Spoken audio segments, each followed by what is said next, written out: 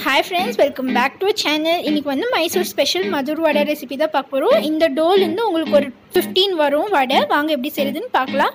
2 cup வெங்காயம், 3 table spoon மைதாவை first நல்லா வறுத்துட்டு அப்புறமா சேர்த்திக்கோங்க. இப்போ 2 கப் அரிசி மாவு,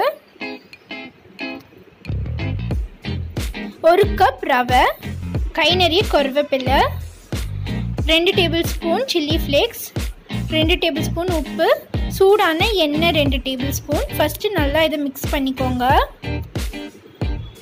அப்புறமா தண்ணி தேவையான அளவு ஊற்றி நீங்கள் பிணைஞ்சிக்கோங்க, சப்பாத்தி மாவு மாதிரி.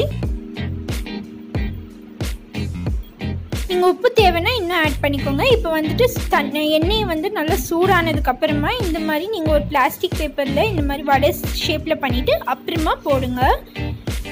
ஃபர்ஸ்ட் கொஞ்ச நேரம் வேக விட்டுருங்க, அப்புறமா திருப்புங்க, உடனே திருப்பாதீங்க. நல்லா கிறிஸ்பி ஆகும். இந்த மாதிரி கலர் வந்ததுக்கு அப்புறமா தான் எடுங்க.